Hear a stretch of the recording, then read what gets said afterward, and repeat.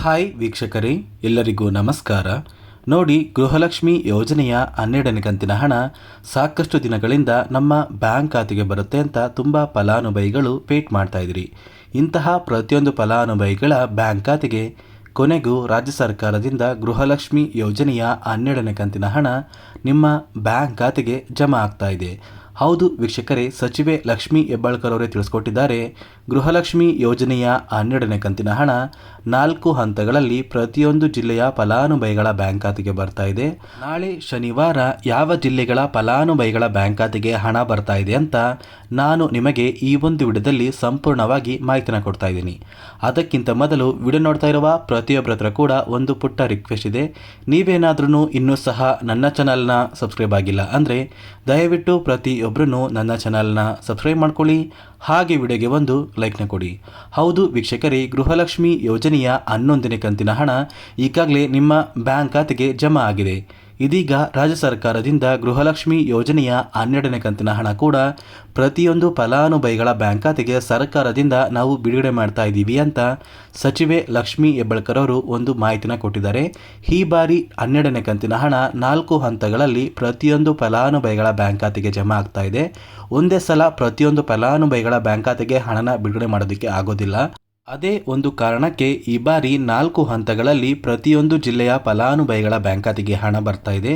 ಮೊದಲ ಹಂತದಲ್ಲಿ ಯಾವ ಜಿಲ್ಲೆಗಳಿಗೆ ಹಣ ಬರ್ತಾ ಇದೆ, 2ನೇ ಹಂತ ಹಾಗೂ 3 ಮತ್ತು 4ನೇ ಹಂತಗಳಲ್ಲಿ ಯಾವ ಜಿಲ್ಲೆಗಳಿಗೆ ಹಣ ಬರ್ತಾ ಇದೆ ಅಂತ ನಾನು ನಿಮಗೆ ತಿಳಿಸ್ಕೊಡ್ತಾ ಇದ್ದೀನಿ. ನೋಡಿ, ಮೊದಲ ಹಂತದಲ್ಲಿ ಯಾವ ಜಿಲ್ಲೆಗಳಿಗೆ ಹಣ ಬರ್ತಾ ಇದೆ ಅಂದರೆ ಬೆಂಗಳೂರು ವಿಭಾಗ. ಸೊ ಈ ಒಂದು ವಿಭಾಗದಲ್ಲಿ ಬರುವಂತಹ ಒಂದು ಜಿಲ್ಲೆಗಳ ಹೆಸರು ಏನು ಅಂದರೆ ಬೆಂಗಳೂರು ನಗರ, ಬೆಂಗಳೂರು ಗ್ರಾಮಾಂತರ, ರಾಮನಗರ, ಚಿಕ್ಕಬಳ್ಳಾಪುರ, ಚಿತ್ರದುರ್ಗ, ದಾವಣಗೆರೆ, ಕೋಲಾರ, ಶಿವಮೊಗ್ಗ, ತುಮಕೂರು. ಈ ಜಿಲ್ಲೆಗಳಿಗೆ ಮೊದಲ ಹಂತದಲ್ಲಿ ಗೃಹಲಕ್ಷ್ಮಿ ಯೋಜನೆಯ 12ನೇ ಕಂತಿನ ಹಣ ಜಮಾ ಆಗಲಿದೆ. ಅದೇ ರೀತಿ 2ನೇ ಒಂದು ಹಂತದಲ್ಲಿ ಬೆಳಗಾವಿ ವಿಭಾಗ.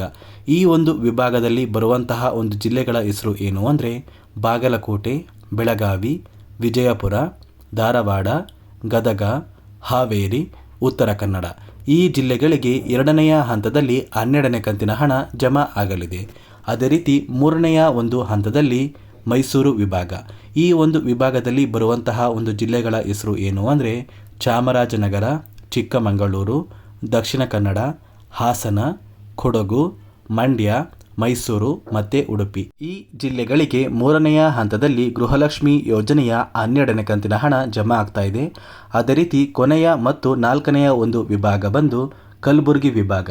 ಈ ಒಂದು ವಿಭಾಗದಲ್ಲಿ ಬರುವಂತಹ ಒಂದು ಜಿಲ್ಲೆಗಳ ಪಟ್ಟಿ ಏನು ಅಂದರೆ ಬಳ್ಳಾರಿ, ಬೀದರ್, ಕಲಬುರಗಿ, ಕೊಪ್ಪಳ, ರಾಯಚೂರು, ಯಾದಗಿರಿ ಮತ್ತು ವಿಜಯನಗರ. ಈ ಜಿಲ್ಲೆಗಳಿಗೆ 4ನೇ ಹಂತದಲ್ಲಿ ಗೃಹಲಕ್ಷ್ಮಿ ಯೋಜನೆಯ 12ನೇ ಕಂತಿನ ಹಣ ಜಮಾ ಆಗ್ತಾ ಇದೆ.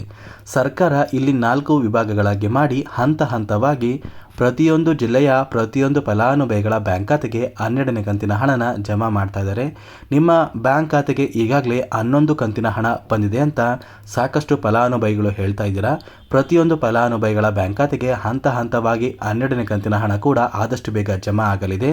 ಸರ್ಕಾರದಿಂದ ಬಂದಿರುವಂತಹ ಒಂದು ಮಾಹಿತಿಯ ಪ್ರಕಾರ ನಿಮ್ಮ ಬ್ಯಾಂಕ್ ಖಾತೆಗೆ ಯಾವ ಒಂದು ದಿನ ಗೃಹಲಕ್ಷ್ಮಿ ಯೋಜನೆಯ 12ನೇ ಕಂತಿನ ಹಣ ಬರ್ತಾ ಇದೆ ಅಂದರೆ ಸೆಪ್ಟೆಂಬರ್ ತಿಂಗಳ 2ನೇ ತಾರೀಕು ಅಂದರೆ ಸೋಮವಾರದಿಂದ ಪ್ರತಿಯೊಂದು ಫಲಾನುಭವಿಗಳ ಬ್ಯಾಂಕ್ ಖಾತೆಗೆ ಸರ್ಕಾರ ಗೃಹಲಕ್ಷ್ಮಿ ಯೋಜನೆಯ 12ನೇ ಕಂತಿನ ಹಣನ ಜಮಾ ಮಾಡ್ತಾ ಇದ್ದಾರೆ.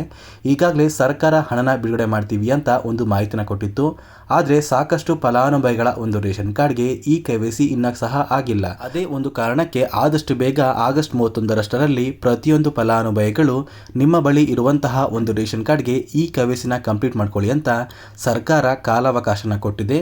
ನಂತರ ಸೋಮವಾರದಿಂದ ಪ್ರತಿಯೊಂದು ಫಲಾನುಭವಿಗಳಿಗೆ ಸರ್ಕಾರ ಗೃಹಲಕ್ಷ್ಮಿ ಯೋಜನೆಯ 12ನೇ ಕಂತಿನ ಹಣನ ಬಿಡುಗಡೆ ಮಾಡ್ತಾ ಇದೆ. ನಾಳೆ ಶನಿವಾರ ಗೃಹಲಕ್ಷ್ಮಿ ಯೋಜನೆಯ 11ನೇ ಕಂತಿನ ಹಣ ಮಾತ್ರ ಫಲಾನುಭವಿಗಳ ಬ್ಯಾಂಕ್ ಖಾತೆಗೆ ಬಿಡುಗಡೆ ಆಗ್ತಾ ಇದೆ. ಸೋಮವಾರದ ನಂತರ ಪ್ರತಿಯೊಂದು ಫಲಾನುಭವಿಗಳು ಆದಷ್ಟು ಬೇಗ ಗೃಹಲಕ್ಷ್ಮಿ ಯೋಜನೆಯ 12ನೇ ಕಂತಿನ ಹಣನ ನಿಮ್ಮ ಬ್ಯಾಂಕ್ ಖಾತೆಗೆ ಪಡ್ಕೋತೀರಾ.